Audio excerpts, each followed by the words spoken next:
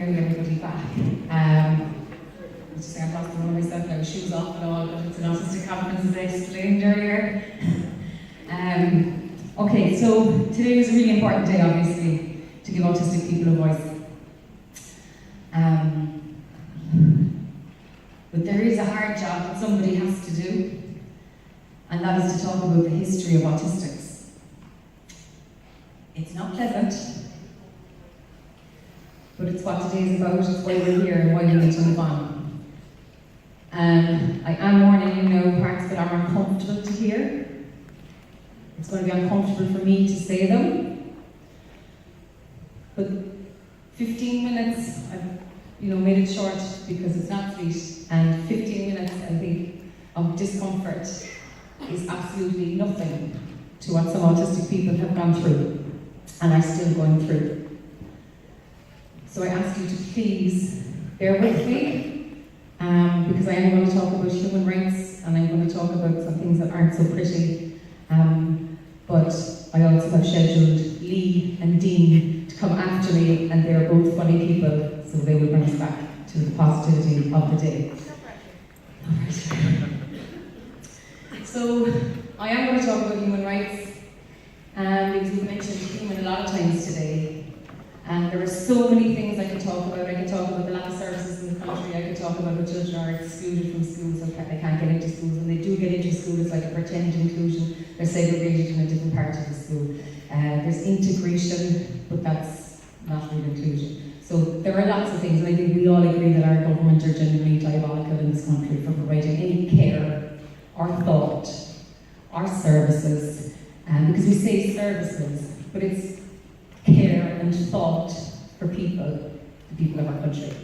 So I don't think I need to, talk about that today. We're all aware of that. So, autistic human rights. Autistics are human, and I think you've heard that a few times today. And I think sometimes that's forgotten. And because we are human, that means we have the same rights as everybody else. The same as everybody sitting here. We are human, and we are equal under the Universal Declaration of Human Rights. And I had so much to say on this topic, and I was like, how am I going to get it into 15 minutes? And on Thursday, an article appeared in the Examiner, and it was shared on social media, and there was a massive reaction in the autistic community about it. And while it was really, really upsetting to read, a friend said to me, she said, you know what? It actually puts everything that's wrong all in one place. And I said, you're dead right. And I'm going to use some of the quotes from that article today to illustrate my points. And I want you to remember and try and put yourself, in our shoes as autistic people, what it must be like to be reading articles like this every day, really, in different parts of the world. So, Article 2 says that we have freedom from discrimination. It's not up for discussion. It's not your opinion. We have a right to be free from discrimination. This is a quote from the article.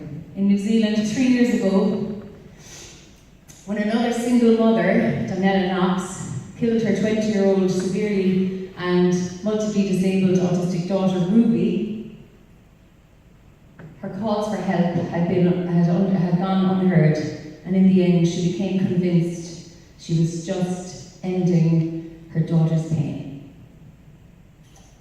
Summing up, the judge said, I think it is right to call your relationship abusive. She, Ruby, restricted your social connection with others and any wider career and life aspirations you might have had. And then the writer said, even nannies can only take so much abuse.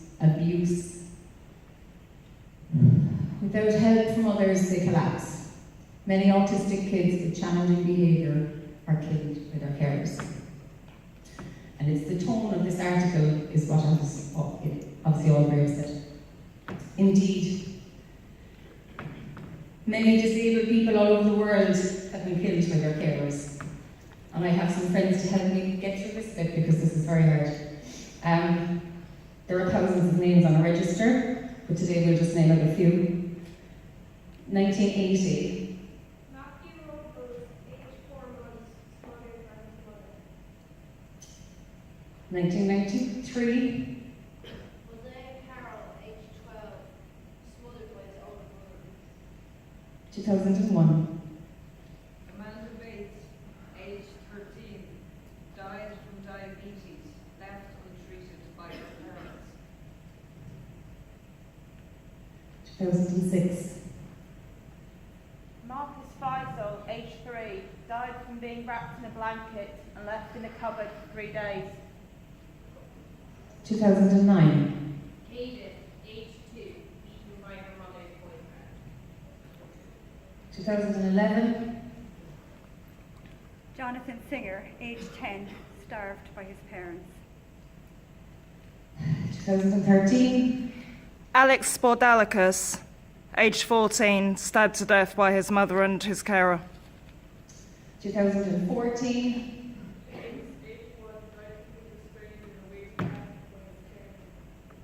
And another 2014. Baby boy, aged 5 months, suffocated by his mother because she thought he would inherit her older son's autism.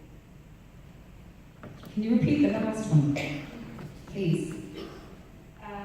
Baby boy, aged 5 months, suffocated by his mother because she thought he would inherit her older son's autism.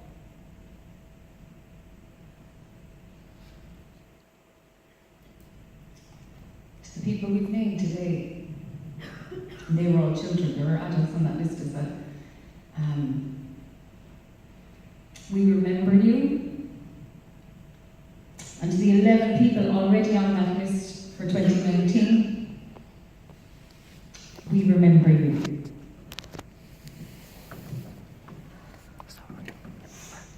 That came from the Disability Day of Mourning. Website if anybody is interested to have a look. It's the 1st of March, I think, is the International Day. Article. Sorry. That was probably the toughest one, guys, okay? Right. Article 3. We have a right to life, and Mackie said earlier, that's not just existing, we have a right to life. And to live well. And liberty and personal security.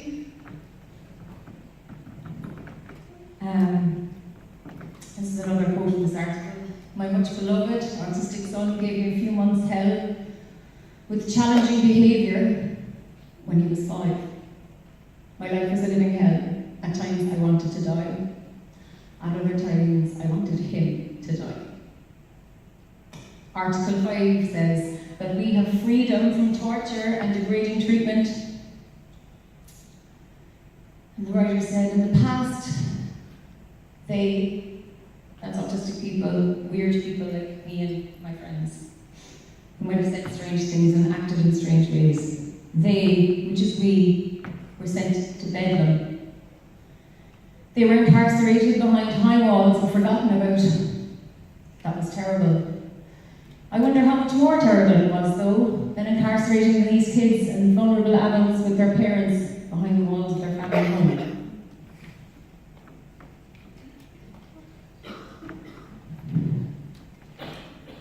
Let me say this loud and clear.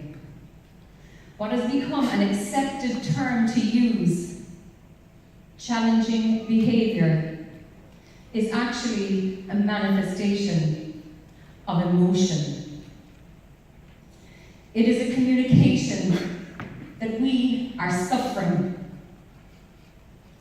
Every human being lashes out when they reach this level of frustration.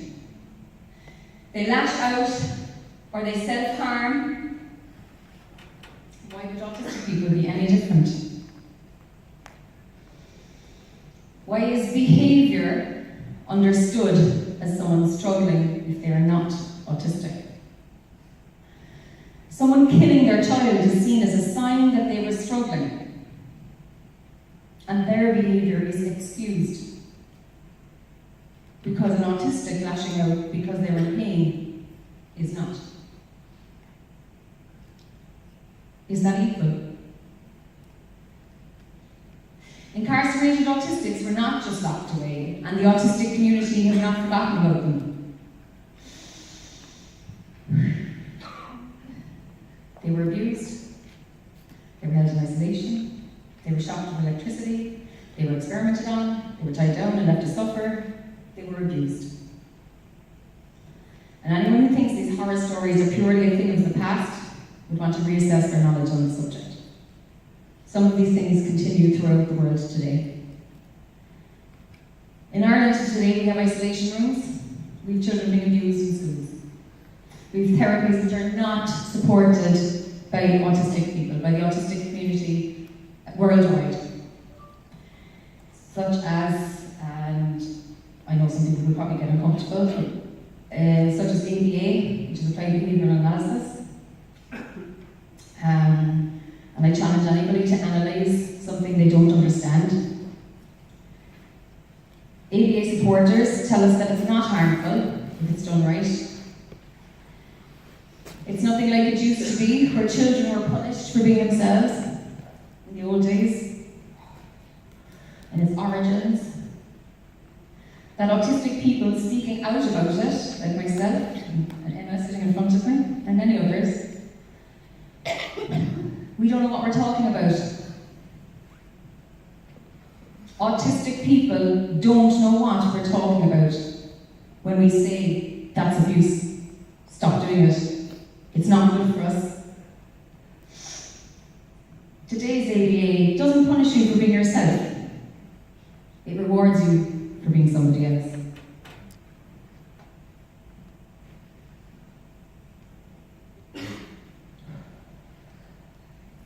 I stand here today, not just as an autistic woman, but as a survivor of sexual assault, a survivor of suicide attempts, a survivor of domestic violence.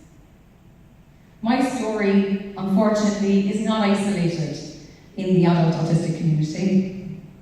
And when we say, stop training us to be compliant, and stop training us to mask our true selves, we know exactly what we're saying, and we know exactly why we're saying it.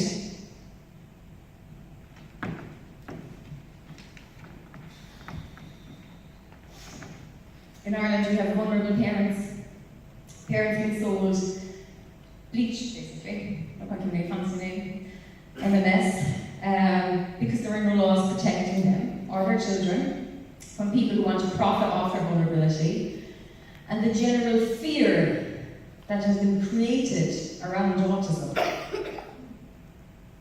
I don't think any of us here today are too scary guys, do you? Emma Dalmain, who's sitting in front of me, who flew here especially today from the UK to be here. I was chatting to you recently, Emma, about MMS because you work tirelessly and people don't want to hear this, and I know that you're all really uncomfortable right now. That doesn't mean we can't, we have to hear it. And I was saying that the law needs to crack down and treat this as the child abuse it is. The attitude of that these parents are desperate due to having autistic children means they are let off. This is an abhorrent, neglectful discrimination that gets towards autistic children, and it needs to stop. And where does this idea that autistic children are the worst possible children you can possibly have, where does this idea come from? It comes from articles like this. One-sided reports published without any autistic person from our community being asked for a statement on it. Published as if it was truth. It comes from reports from our government, such as the AUsome report that was published here in December. If you read the survey that they quoted, they basically say it's an autistic child is the worst possible child you can have. It comes from charities such as US-based Autism Speaks, who invest in looking for a way to delete us from society, rather than support us to be part of it.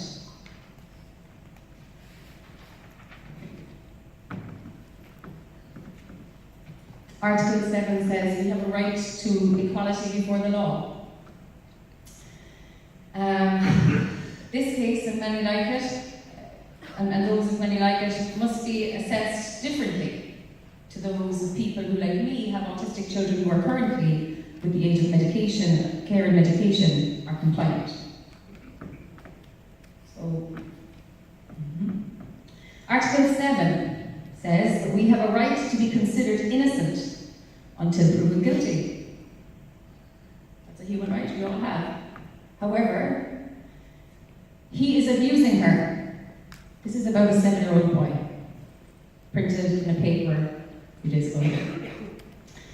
He's abusing her. I know we can't help it, but it's still abuse. Nobody can survive the level of abuse this woman is going through. If you want confirmation, just ask the best torturers employed by the most repressive regimes in the world.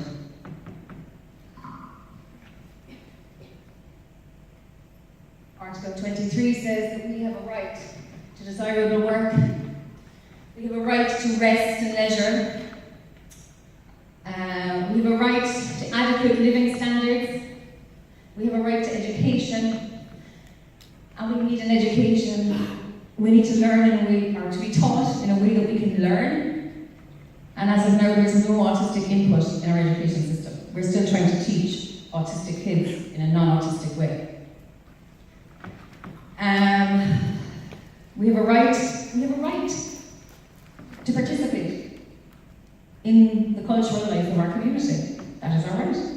We are excluded by many barriers, physical barriers, sensory environments, people's attitudes towards us.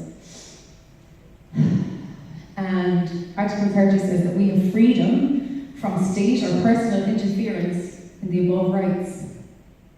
And yet, Senator James Riley, 2 years ago in The Independent, said that autistic people are an increasing epidemic that will be a huge burden on the finances of the state.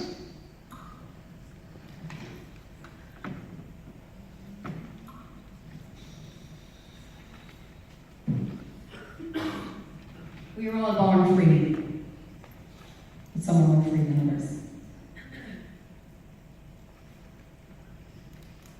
This is our history. As autistic people, this is our history.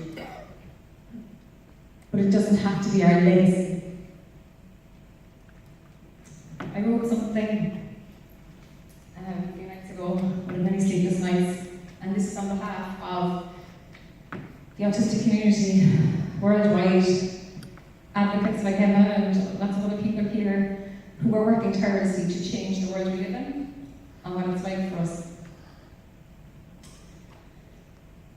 I see the world and gently whisper, take my hand, take my hand. Sorry, I started on the wrong page. Oh God, I'm so good.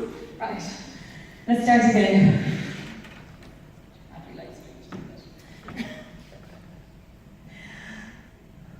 I see a whole other world. A world sometime off in the future where autistics are respected. Where those who have harmed us, those who have shunned us, those who have abandoned us and oppressed us, hang their heads in shame for the sins of the past. I see a world where people who do not speak are revered for their wisdom, for their kindness, and for their gentle love. I see them treated with respect. I see a world where autistic people walk freely and hold their heads high with pride and move through this world with grace. I see this world and know that it will one day come. One day, but not so soon. For humankind is not so kind. For every day it is a struggle to be heard, to break through the medicalized model of defects, of deficits, and of shortcomings. Every day we are defined by what we are not, instead of who we are, and that is no existence for anyone. I see a world where autistic children play and shine bright and laugh and spin and rock and stim. I see a world where they are free to do this, free from ridicule, and with a warm glow of pride. I see this world and gently whisper, take my hand, and I will take you there. I see this world shining bright, shining bold, with glowing invitation, full of warmth and love and healing. I hold out my hand to take you with me, but you do not accept. Rather than take my hand, you bite, you snarl, you snap. You tell me I am wrong to see what I see and to try to take others to freedom. You say we are defective because someone somewhere wrote it in a book. You say we are imperfect because someone somewhere told you. Just because someone says doesn't mean it's true. You shout me down for saying things like autistic people are not defective, that we are here with a purpose and not by mistake. We are in fact whole creatures, whole with heart and thought and soul. We are whole and we are perfect. We are whole and we need to be free, free to be ourselves, free to think for ourselves, free to speak and free to move and free to represent ourselves. We are whole and we need to be free. Free from the ignorance of the past, the attitudes and misrepresentation and improper assumptions which chain and bind us in this world of now. We are whole and we are human. We are human.